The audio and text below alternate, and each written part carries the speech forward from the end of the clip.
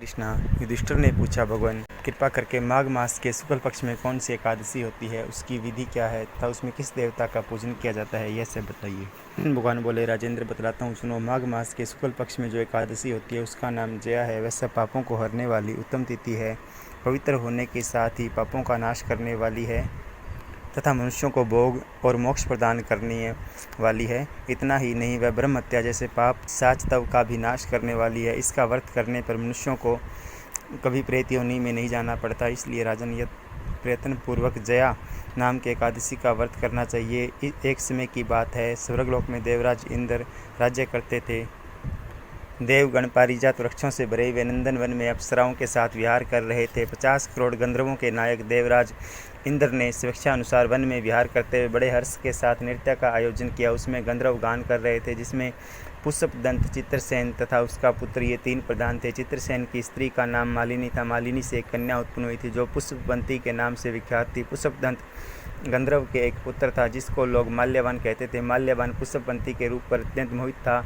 ये दोनों भी इंद्र के संतोषार्थ नृत्य करने के लिए आए थे। इन दोनों का गान हो रहा था। इनके साथ अप्सराएं भी थी। परस्पर अनुराग के कारण ये दोनों मोह के वशीभूत हो गए। चित्त में भ्रांति आ गई, इसलिए वे शुद्ध गान न गा सके।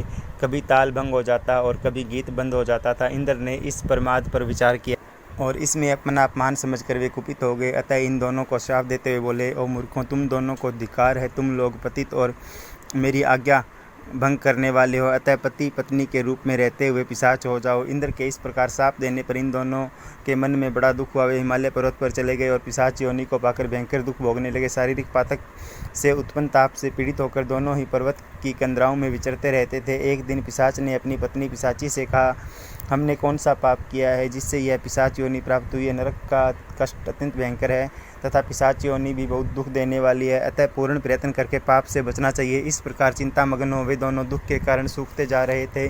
देवयोग से उन्हें माघ मास की एकादशी तिथि प्राप्त हो गई। जया नाम से विख्यात तिथि, जो सब तिथियों में उत्तम है, आई।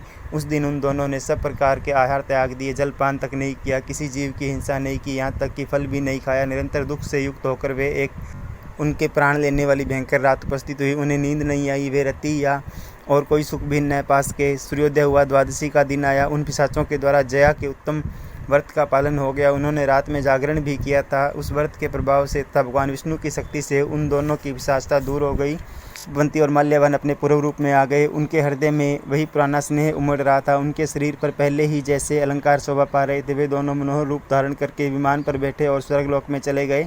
वहाँ देवराज इंद्र के सामने जाकर दोनों ने बड़ी प्रसन्नता के साथ उन्हें प्रणाम किया। उन्हें इस प्रकार उपस्थित देखकर इंद्र को बड़े विस्मय हुआ। उन्होंने पूछा, बताओ, किस पुण्य के प्रभाव से तुम दोनों का पिशाच तब दूर हुआ?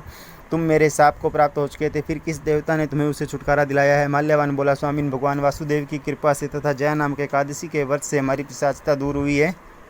इंद्र ने कहा, तो अब तुम दोनों मेरे कहने से सुधापान करो। जो लोग एकादशी के व्रत में तत्पर और भगवान श्री कृष्ण के शरणागत होते हैं वे हमारे भी पूजनीय हैं।